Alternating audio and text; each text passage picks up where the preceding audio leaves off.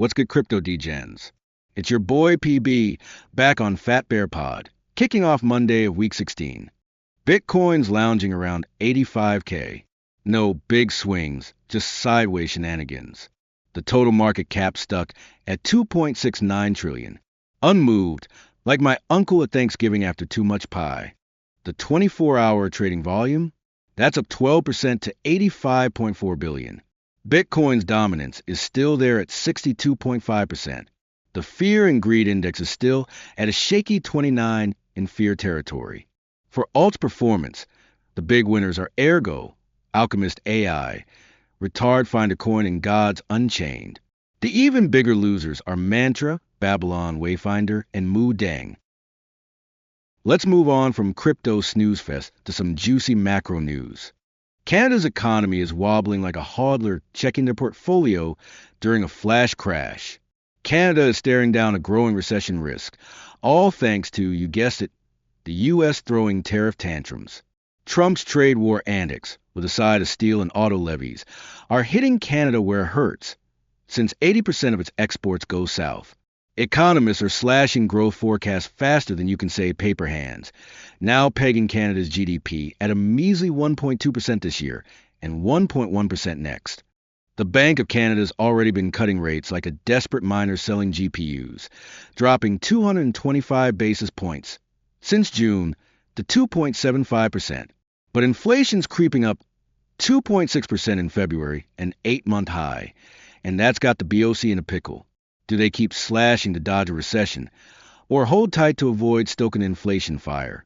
Economists are betting on at least 2 more rate cuts this year, though most think the BOC's hitting pause this Wednesday. Switching up from the macro scene to some spicy crypto news. Senator Elizabeth Warren is leading a posse of 6 senators to put the screws on the Department of Justice. They're demanding Deputy AG Todd Blanche reverse the DOJ's decision to pause crypto investigations and prosecutions. Yep, the DOJ's memo apparently told staff to chill on enforcing federal laws against crypto mixers, tumblers, and other sketchy services. Her crew's calling it a grave mistake, whining that disbanding the NCT is like handing bad actors a get-out-of-jail-free card. Warren's not just mad about crypto. She's sniffing conspiracy. The senators are throwing shade at President Trump, hinting his crypto ventures, like those Trump and Melania meme coins, might be why the DOJ is going soft.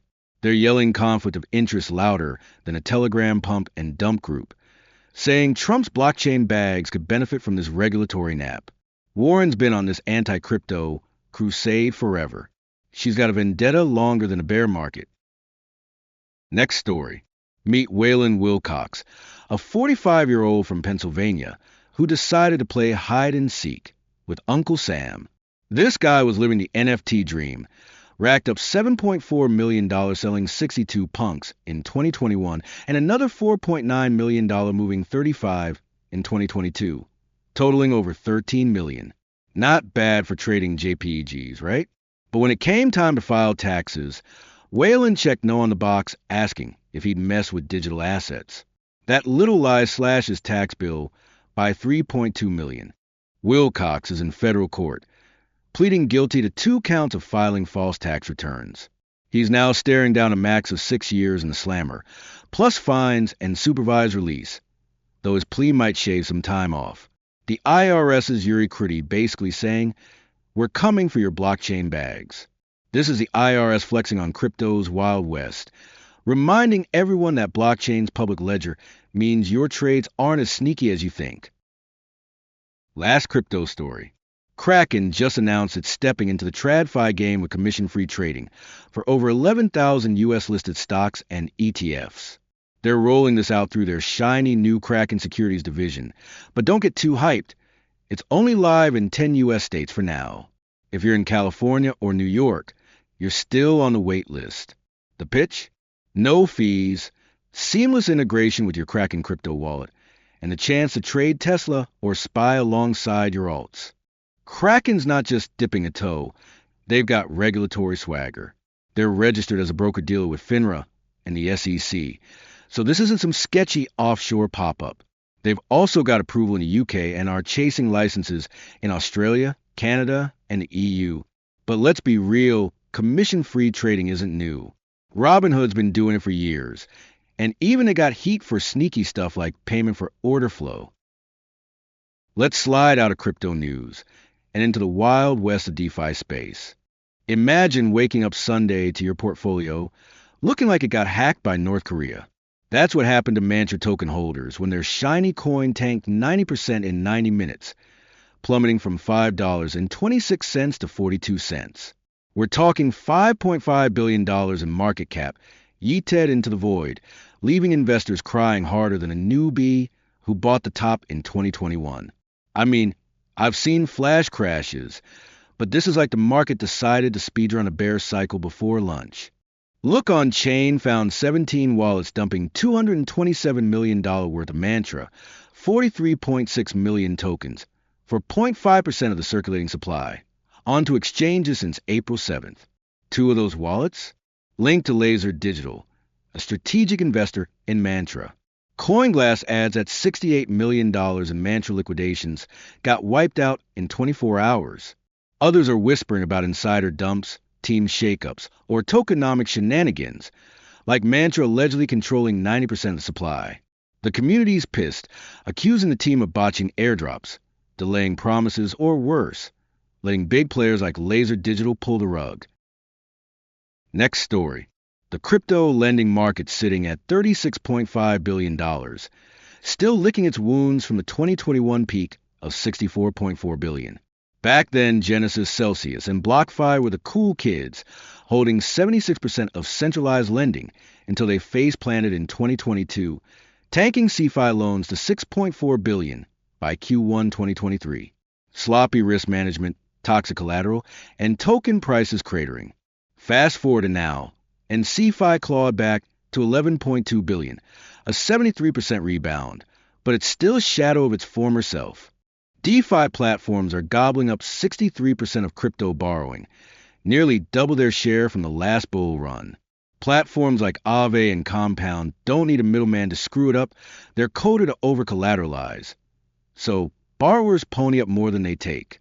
From a measly $1.8 billion at the 2022 bottom, DeFi borrowing mooned to $19.1 billion across 20 platforms on 12 blockchains. Ethereum's still the king, with $33.9 billion in deposited assets as of March 2025. Last DeFi story.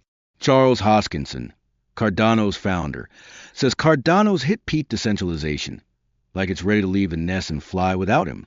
He's hyping up this Voltaire governance framework, bragging about a community-ratified constitution, nearly 1,000 delegated representative entities, and a roadmap that's supposedly tighter than a Bitcoin Maxi's wallet. We pass a constitution, got DRE's power spread out. Cardano's bulletproof, he says, sounding like a proud dad at graduation. But then, plot twist, he's like, by the way, I'm heading out for something super dangerous where I might not come back. Bruh, what did he say? Hoskinson's not just stepping back to sip margaritas. He's planning a trip so risky, he's pre-recording his eulogy for Cardano just in case. He's cagey about details, only saying it's one of the most challenging things he's ever done. Prep for over a year, with a possibility of death. People are saying he's planning to climbing Everest, hunting for Satoshi's private keys, or joining some sketchy alien salvage expedition. The airdrop we're looking at today is Mantle Season 3. Mantle's meth protocol is dropping Season 3, a 180-day party ending September 22nd, 2025, where you res-stake meth for C-meth to earn powder points, later swapped for cooked tokens. The best strategy is to jump in ASAP. Powder accrues daily based on your C-meth position. Early birds get the fattest worm. Mantle's multi-chain game lets you res-take C-meth on all supported networks, and every position count for powder. Don't touch your C-meth until the season's over. Withdrawing early slashes your powder rewards. Stay locked in to max your cook claim. Dig into Mantle's partners. These often come with extra yields or boosted powder. That's everything for today. Stay sharp and guard your bags. Peace out.